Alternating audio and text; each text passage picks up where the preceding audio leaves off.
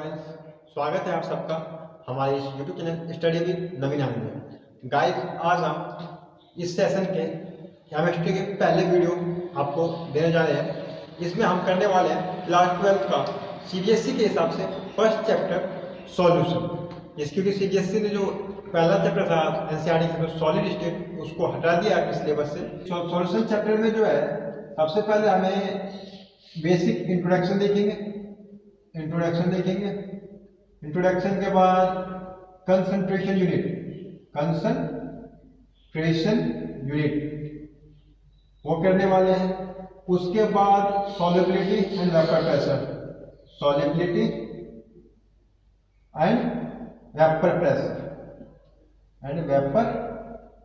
Pressure और सबसे last में इस चैप्टर के most important colligative properties.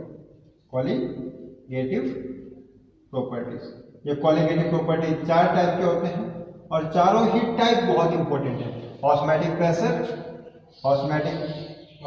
Pressure, उसके अलावा relative loading vapour pressure,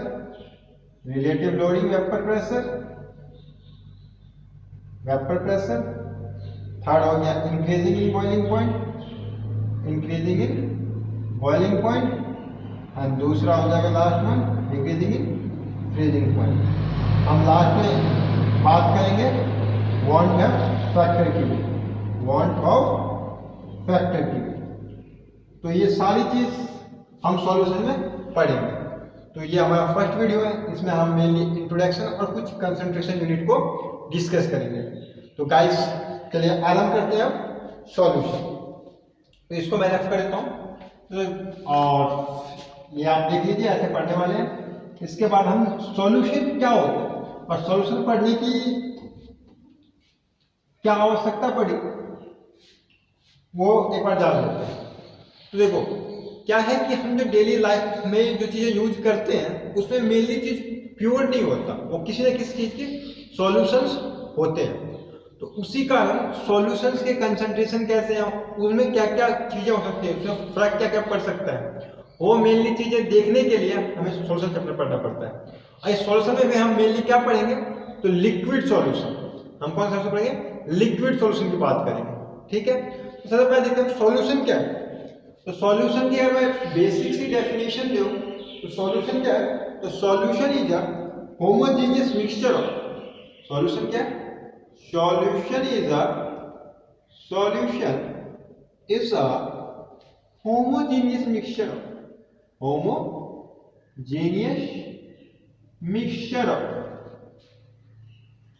mixture of two or more than two component, two substance क्या है,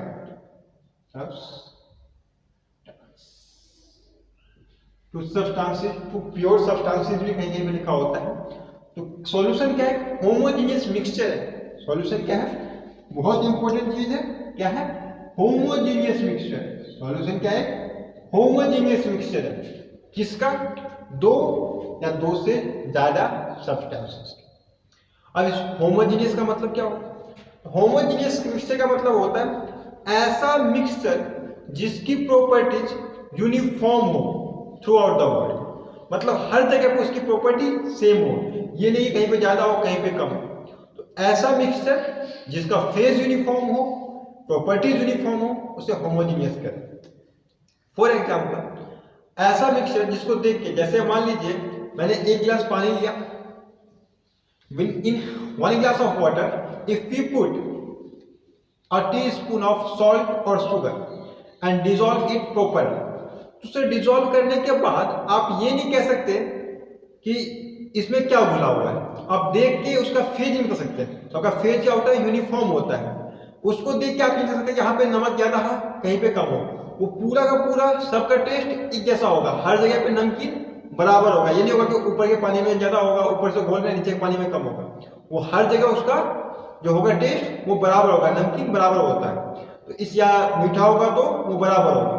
तो ऐसा मिक्सचर जिसमें क्या हो, हर जगह पे प्रॉपर्टीज क्या हो, uniform. Homogeneous means uniform face and uniform properties.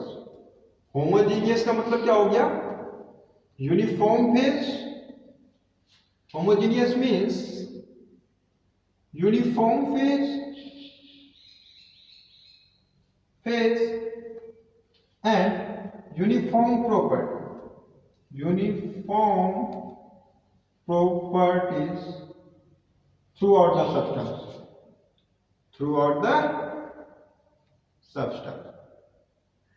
तो पूरे के पूरे सब्सटेंस में प्रॉपर्टी जो होगी इसकी यूनिफॉर्म होगी। तो सॉल्यूशन समझ में आ गया। सॉल्यूशन क्या है, होमोजेनियस मिक्सचर है दो या दो से ज्यादा सब्सटेंस का। क्लियर है। होमोजेनियस मतलब क्या हो गया, तो एक ऐसा सॉल्यूशन जिसमें क्या हो, प्रॉपर्टीज यूनिफॉर्म हो। जैसे प्रॉपर्टीज क्या हो, हर जगह पे यूनिफॉर्म। ठीक है, इसे कहते हैं होमोजेनियस मिक्सचर। और फेज भी उसका क्या होगा, यूनिफॉर्म होगा। मतलब आप देख के भी बता सकते हैं कि कहाँ पे ज्यादा है कहाँ पे कम है। और अच्छे से अभी भी समझ में नहीं आया तो दो एग्जाम्पल अभी मैंने आपको बताए हैं कि अगर हम क्या करेंगे, दो मिक्सचर लेते हैं। एक मिक्सचर में हम ले रहे हैं वाटर प्लस सॉल्ट, एक में वाटर प्लस ऑयल। तो जब आप पानी में सॉल्ट घोलोगे तो वो क्या होता है, यूनिफॉर्मली डिसॉल्व हो जाता है। इसको देख के आप नहीं कह सकते इसमें क्या घुला हुआ है। इसमें अगर इस वाटर में आप सॉल्ट की कंसंट्रेशन देखोगे तो हर जगह पे ज्यादा होगा। मतलब इस पूरे के पूरे इस बीकर में जो सॉल्ट होगा वो हर जगह जितना इस जगह पे होगा उतना ही इस जगह पे होगा, उतना ही इस सॉल्ट की कंसंट्रेशन यहाँ पे होगी। तो इसे कहते हैं होमोजेनियस मिक्सचर। लेकिन जब वाटर और ऑयल कर लेंगे तो क्या होगा कि वाटर इसके ऊपर ऑयल, तो ऑयल की कंसंट्रेशन ऊपर ज्यादा होगी, नीचे कंसंट्रेशन होगी नहीं। आप देख के होते हो कि यहाँ पे वाटर और ऑयल का मिक्सचर है, तो ऐसे होते हैं हेटेरोजेनियस मिक्सचर। तो ये हमारा सॉल्यूशन नहीं हुआ, ये मिक्सचर तो है ये सॉल्यूशन नहीं हुआ, लेकिन ये वाला हमारा क्या हो गया, सॉल्यूशन हुआ। तो शायद अब आपको फीलिंग आ गई होगी कि सॉल्यूशन क्या होता है। फीलिंग आनी जरूरत है। केमिस्ट्री और फिजिक्स जब आप पढ़ रहे हो तो फील करना जरूरी है। तो हम अब रफली हमको सॉल्यूशन क्या होता है उसकी आइडिया तो मिल गया कि सॉल्यूशन क्या है, होमोजेनियस मिक्सचर टू और मोर सब्सटेंस। अब देखो इसमें एक चीज और नोट करो कि किसका, दो या दो से ज्यादा सब्सटेंस के, किसके हैं ये, सब्सटेंस के। ये जो सब्सटेंस होते हैं इन सब्सटेंस को कहते हैं कंपोनेंट। तो इस सब्सटेंस को क्या कहते हैं, component. A solution has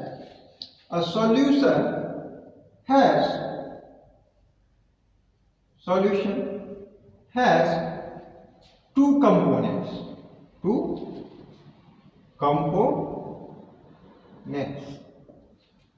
When we are talking about the components, a solution has two components.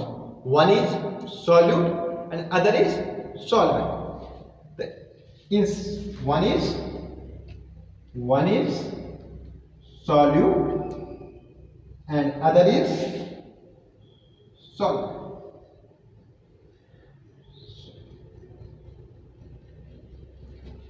So it means that when we are talking about a solution, it has two components. One is solute, other is solvent.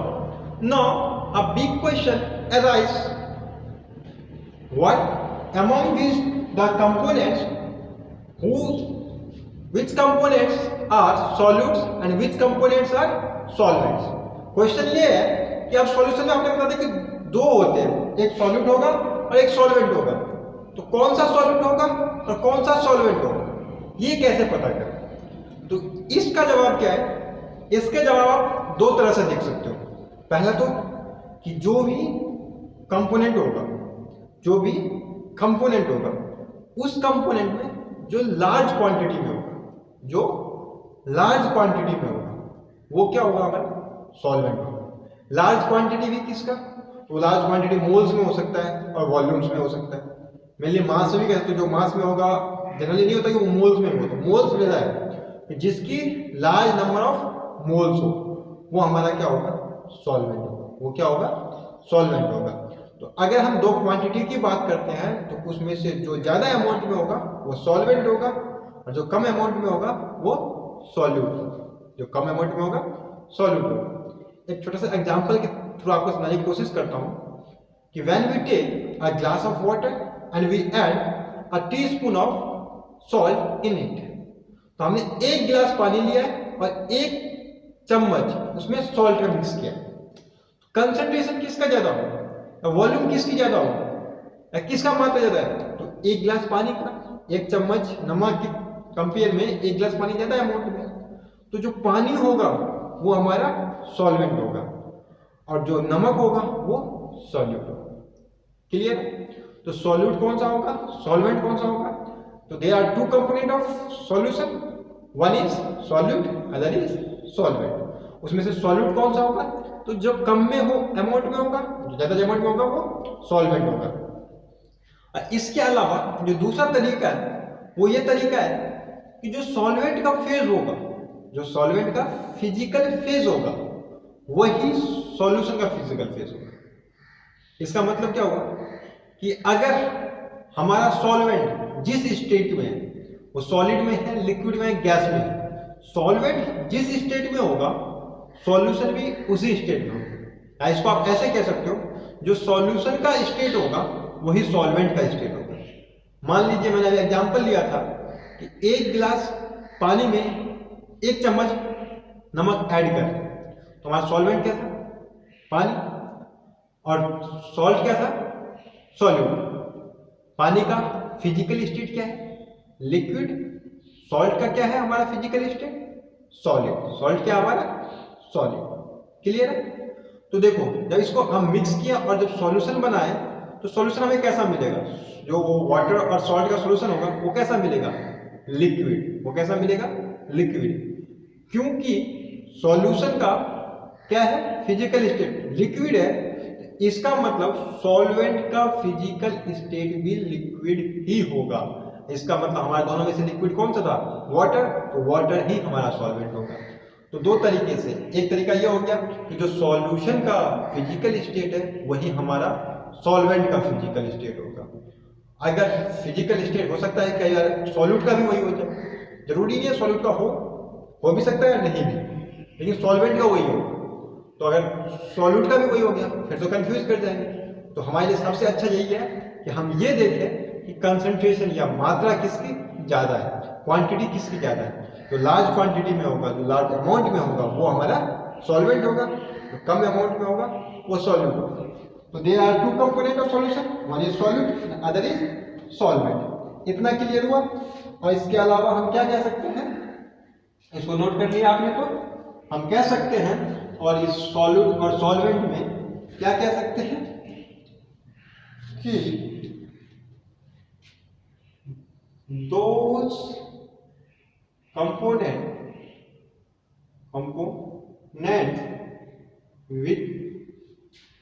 those component which is largest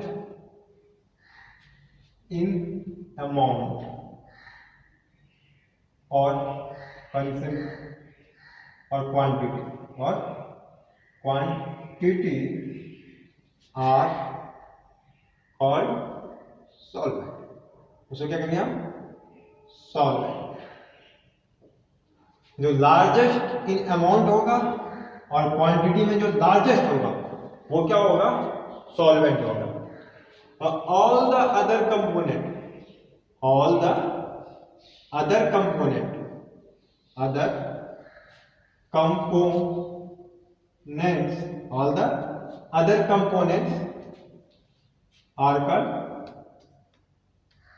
are called all the components ऐसे लिखो आप, all the components other than solvent, all the components other than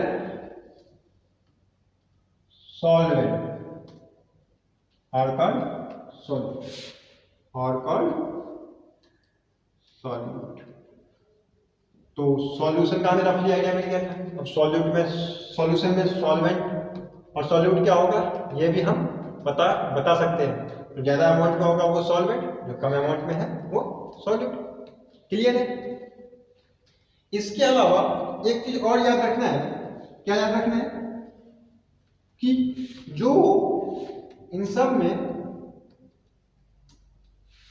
solute जो है वो एक से ज्यादा हो सकता है, solute can be more than one.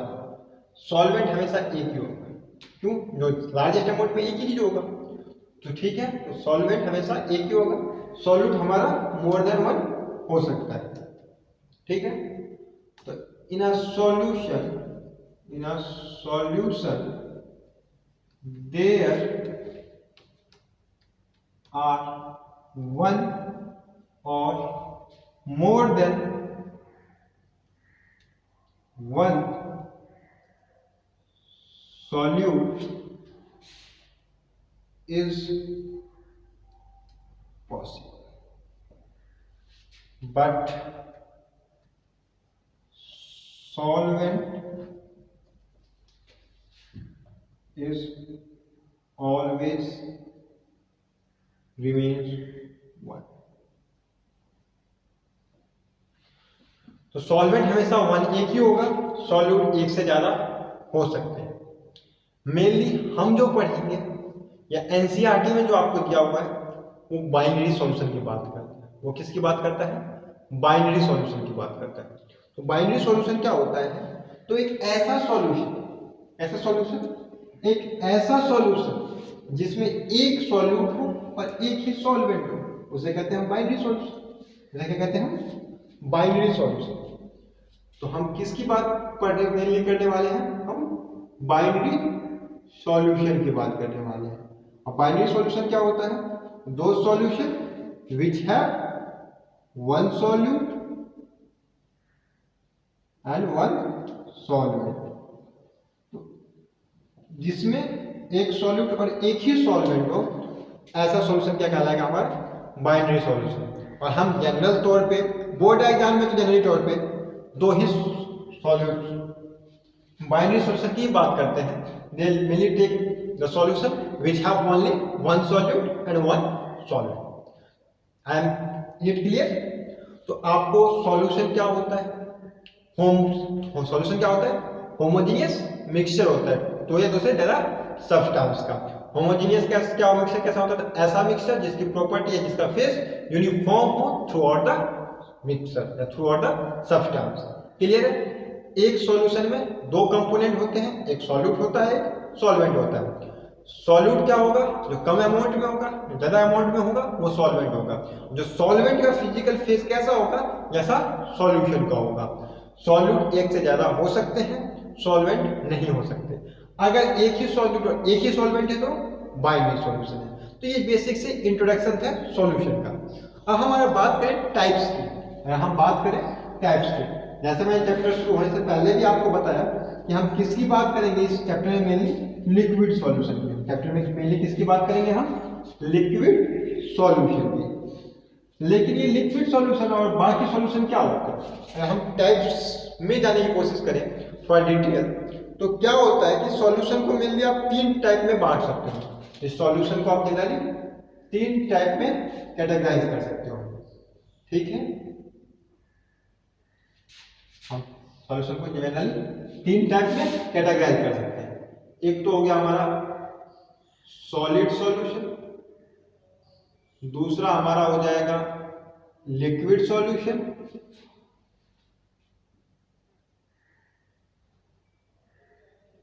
और तीसरा हो जाएगा हमारा gaseous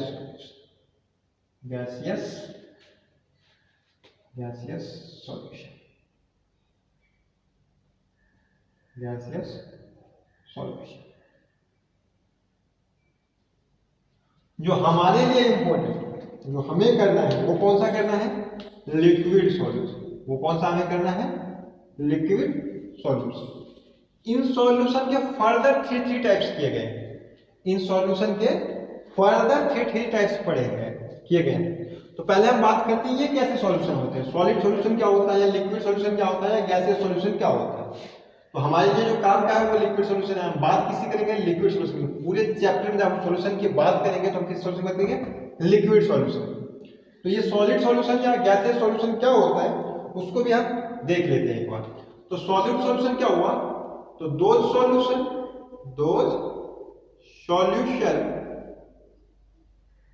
in which in which solvent has solid phase, ठीक है। इसमें सॉल्वेंट का क्या हो, सॉलिड फेज हो। लिक्विड सॉल्यूशन क्या होगा, those solution in which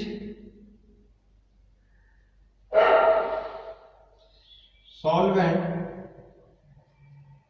has liquid phase, क्या हो इसमें, लिक्विड फेज हो। तो इसका तो आपको पता ही होगा कि क्या होगा, those solution in which solvent has gaseous phase, solvent has gaseous phase, solvent has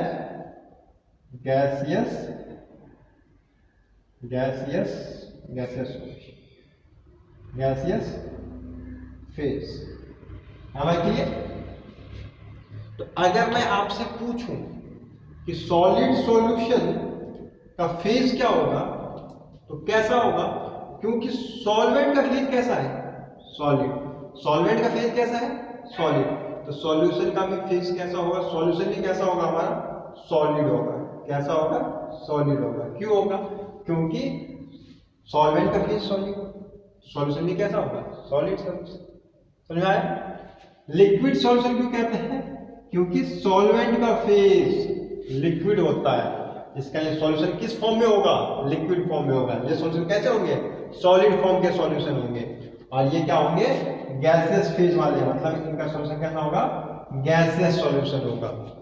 तो इसकी अगर मैं इनके फर्दर 3 टाइप्स का आपको ग्राफिकल एक चार्ट के थ्रू बता देता हूँ। वैसे एनसीईआरटी या किसी भी बुक में, किसी भी नोट्स में आप कहीं से भी देखेंगे तो वो टाइप्स आपको दिए हुए हैं, उतना इंपॉर्टेंट है नहीं, एक बार देख लीजिए बस। तो क्या होते हैं, एक बार मैं जल्दी से आपको बता देता हूँ। एक्चुअली मैं आपको बेसिक लेवल, 0 लेवल से IIT JEE और नीट के हर एक क्वेश्चन तक ले जाऊँ, तो इसी का मैं कुछ भी छोड़ना नहीं चाहता। क्लियर है। नहीं तो ये चीजें मैं अभी करवाने वाला हूँ आपको, ये आपको हर बुक में मिल जाएंगे, हर जगह मिल जाएगा, इतना इंपॉर्टेंट है नहीं। लेकिन मेरा यही है कि मैं कुछ भी छोड़ना नहीं चाहता, मैं आपको इस YouTube के माध्यम से हर एक चीज बता देना चाहता हूँ। तो देखिए, अगर मैं इसको फर्दर क्लासिफाइड करूँ तो किस टाइप के थे हमारे, एक सॉलिड सॉल्यूशन था, एक लिक्विड सॉल्यूशन था, एक गैसियस सॉल्यूशन था। सॉलिड सॉल्यूशन में क्या थे कि सॉल्वेंट हमारा क्या था, सॉलिड था। इसमें सॉल्वेंट कैसा था हमारा, लिक्विड था। इसमें सॉल्वेंट कैसा था, गैस था। तो अगर मैं इसको एक थोड़ा सा टेबल के फॉर्म में कर लूं तो हल्का सा एक बार आप देख लीजिए, फिर जल्दी से उसके बाद हम आगे करेंगे कंसंट्रेशन यूनिट्स। तो सबसे पहले टाइप्स अगर मैं बात करूं, टाइप्स इसमें बात करते हैं, सॉल्यूट कैसा होगा, सॉल्वेंट कैसा होगा, कुछ एग्जांपल्स भी हम देख लेंगे, एग्जांपल्स भी देख लेंगे। तो सबसे पहले हम बात करते हैं किसकी, सॉलिड सॉल्यूशन की, सॉलिड सॉल्यूशन की, सॉलिड सॉल्यूशन की। सॉलिड सॉल्यूशन में के 3 टाइप्स होंगे।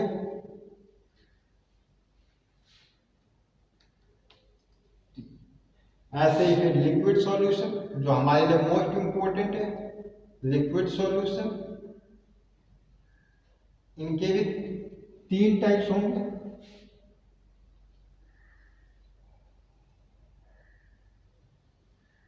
और इसके बाद आता है गैसियस सॉल्यूशन, गैसियस सॉल्यूशन।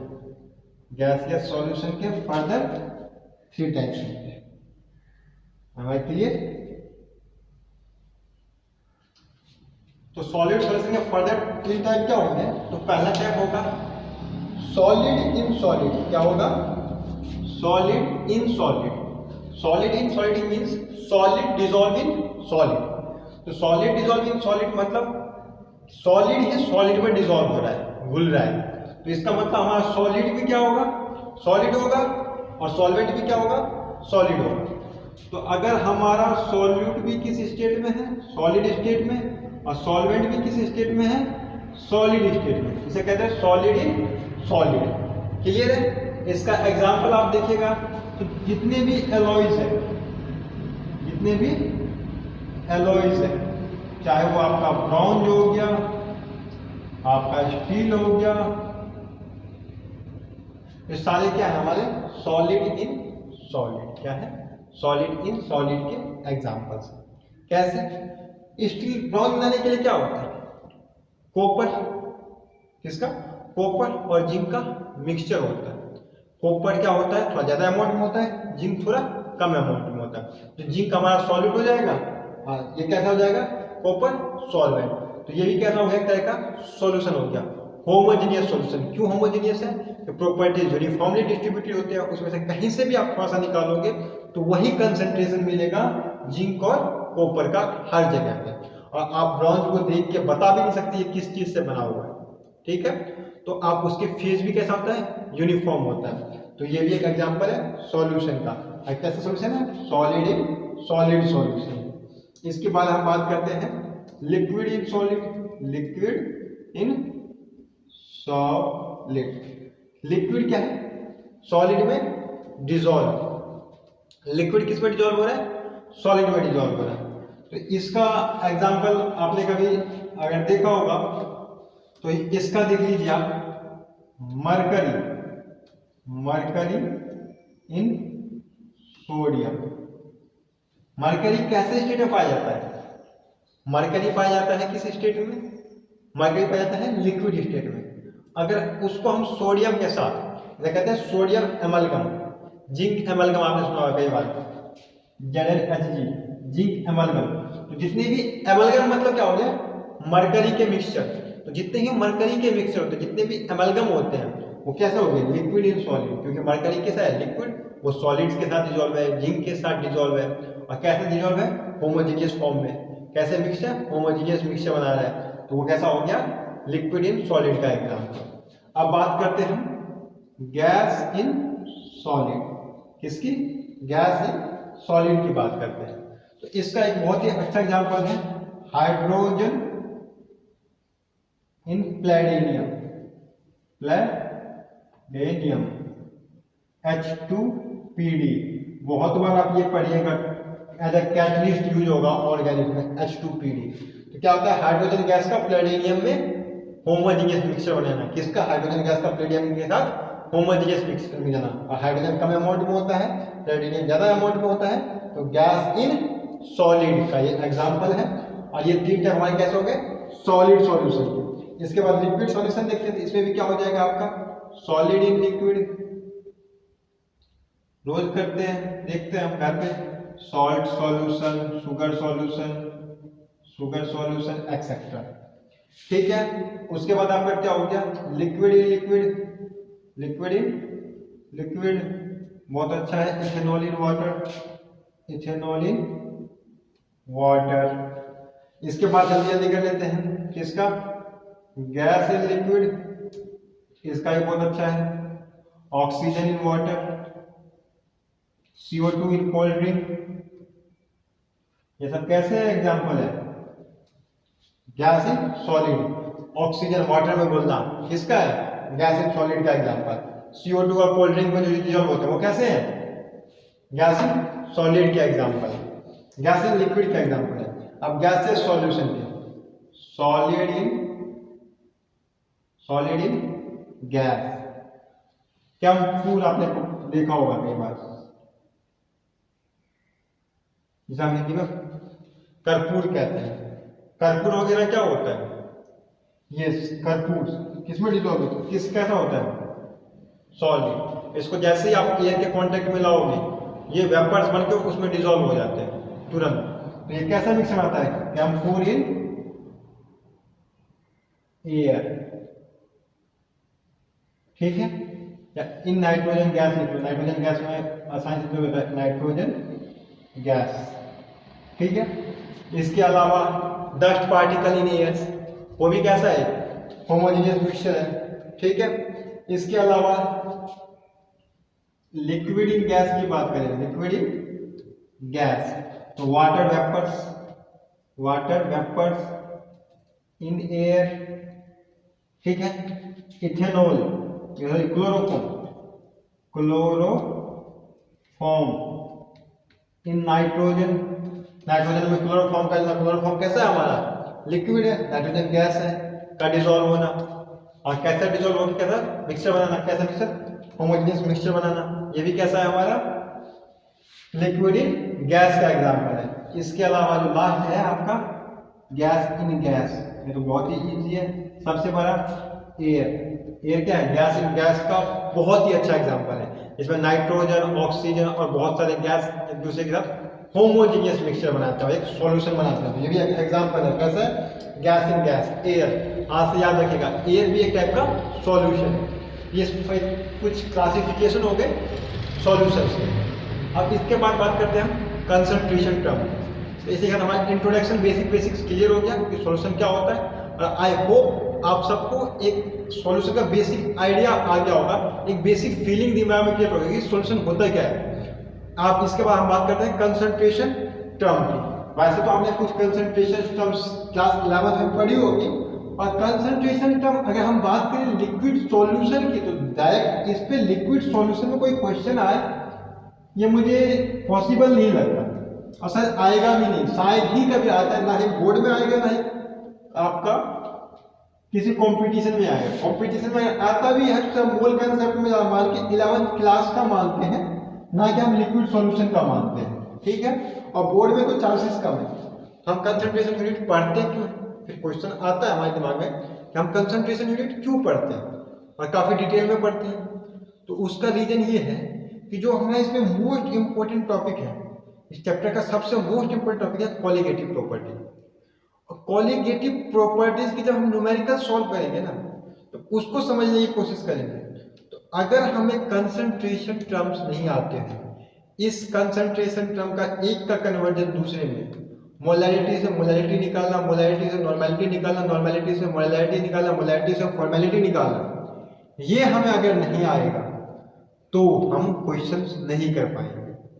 तो मेरा मानना है कि कभी भी आप सोचते हो कि मुझे जेईई क्लियर करना है या नीट क्लियर करना है, तो आपके कंसेप्ट हर तरह से मजबूत होने चाहिए, एक एक चीज मजबूत होनी चाहिए, तभी आप एक अच्छे स्कोर कर सकते हो। और एक एक चीज मजबूत होने के लिए हम किसी को भी छोड़ नहीं सकते, या किसी को इजीली नहीं ले सकते, लाइटली नहीं ले सकते। तो उसी का कंसंट्रेशन टर्म बहुत ही इंपॉर्टेंट है, और एक एक कंसंट्रेशन टर्म को आपको ध्यान से पढ़ना है, ठीक है। तो अब बात करते हैं कंसंट्रेशन टर्म्स। कंसंट्रेशन टर्म्स, देखो कंसंट्रेशन टर्म्स जो है, इसमें मेनली मैं इसको फर्दरली आपको दो टाइप में डिवाइड करता हूं। एक तो इसमें जितने होते हैं आप ले सकते हो डायरेक्टली, लेकिन मैं मेनली इसको दो पार्ट्स में लेके चलता हूं। एक ऐसे, तो एक होते हैं टेम्परेचर डिपेंडेंट, एक कैसे होते हैं, टेम्परेचर डिपेंडेंट, और दूसरा होता है टेम्परेचर इंडिपेंडेंट, टेम्परेचर इंडिपेंडेंट।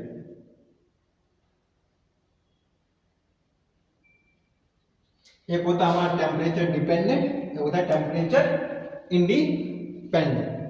तो देखिए कई बार बोर्ड में आता है, अब बहुत बार आता है, अभी भी आ सकता है, खासकर एमसीक्यू में तो आ ही सकता है कि आपको 4 कंसंट्रेशन टर्म दे दे और पूछ दे कि इनमें से कौन सा टेम्परेचर डिपेंडेंट है। टेम्परेचर डिपेंडेंट है मतलब टेम्परेचर चेंज करने पे जो चेंज हो सकता है, ठीक है, जो टेम्परेचर चेंज करने पे चेंज हो सकता है। तो मेनली टेम्परेचर डिपेंडेंट वो कंसंट्रेशन यूनिट होते हैं जिसमें वॉल्यूम की बात करते हैं। क्यों? क्योंकि वॉल्यूम टेम्परेचर के साथ चेंज हो सकता है, और वॉल्यूम चेंज हो जाएगा हमारा क्या होगा, कंसंट्रेशन टेम्परेचर से चेंज होगा। तो टेम्परेचर डिपेंडेंट कौन सा होगा, टेम्परेचर इंडिपेंडेंट कौन सा होगा। तो जिनमें मास की बात करें, जिसमें क्या हो, मास हमारा प्राइम फैक्टर हो, क्या हो, मास हमारा प्राइम फैक्टर हो, ऐसे वॉल्यूम की बात ना की गई हो, ये होंगे टेम्परेचर इंडिपेंडेंट। और जिसमें हमारा क्या हो, वॉल्यूम मेन फैक्टर हो, वॉल्यूम प्राइम फैक्टर हो, ये क्या होंगे, टेम्परेचर डिपेंडेंट। अगर हमें टेम्परेचर डिपेंडेंट की बात करूं तो इसमें क्या क्या आते हैं वो देख लेते हैं। तो टेम्परेचर डिपेंडेंट में पहले पढ़ना है volume by volume percentage, volume percentage. Percentage, percentage V by V। Volume percentage क्या कहते हैं इसको? Volume percentage. क्या कहते हैं हम? वॉल्यूम परसेंटेज, पहला। दूसरा जो पढ़ना है मास बाय वॉल्यूम। क्या पढ़ना है? Mass by volume percentage. क्या कहेंगे इसको? Mass volume percentage, mass volume percentage.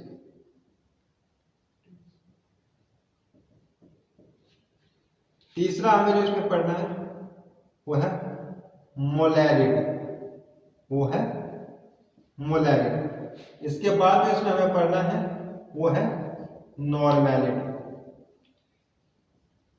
उसके बाद जो हमें पढ़ना है वो है और मैलिटी। तो ये 5 के 5 कंसंट्रेशन यूनिट्स हमें किस में पढ़ना है? ये पढ़ना है टेम्परेचर डिपेंडेंट। इसके अलावा जो टेम्परेचर इंडिपेंडेंट होते हैं वो कौन कौन से होते हैं? तो सबसे पहले जो होता है वो होता है मास परसेंटेज। क्या होता है? Mass percentage, W by W percentage. इसके अलावा जो दूसरा होगा वो होता है मोल फ्रैक्शन। वो क्या होगा आपका? Mole fraction. इसके बाद जो तीसरा होगा वो क्या होगा? पार्ट्स पर मिलियन, ppm। इसके अलावा जो फोर्थ होगा वो होगा मोलैलिटी। मोलैलिटी, ठीक है। इसको स्मॉल m से डिनोट करते हैं, इसको कैपिटल M से, इसको कैपिटल N से, इसको कैपिटल F से। ठीक है। तो ये हो गई आपकी कितनी? 1 2 3 4 5 6 7 8 9। ये 9 कंसंट्रेशन यूनिट हो गई जो हमें बहुत ही डिटेल से और अच्छे से पढ़नी है। इन 9 में जो सबसे मोस्ट इंपॉर्टेंट है वो हमारा एक है मोल फ्रैक्शन, मोलैरिटी, ppm और मोलैलिटी। अगर आप बोर्ड एग्जाम, सिर्फ बोर्ड एग्जाम को फोकस कर रहे हो, अगर आपको ये मोटा मोटी ये 4 भी आते हैं तो आपका काम चल जाएगा। लेकिन अगर आप जेईई और नीट देख रहे हो तो आपके 9 के 9 कंसंट्रेशन यूनिट अच्छे से टिप्स पे होनी चाहिए। तो अब हम स्टार्ट करेंगे कंसंट्रेशन टर्म्स। गाइस, आपको ये वीडियो अच्छा लगे तो इसको लाइक कीजिए और सब्सक्राइब कीजिए और दोस्तों को भी बताइए। आपको हर एक चीज यहाँ पे बिल्कुल डिटेल्स में मिलेगी जो आपकी जेईई और नीट में काम आएगा। तो आप इन 5 इनको नोट कर लीजिए अभी। इसके बाद मिलते हैं आपको अगले वीडियो में जिसमें हम डिटेल में डिस्कशन करने वाले हैं कंसंट्रेशन टर्म्स। Thank you.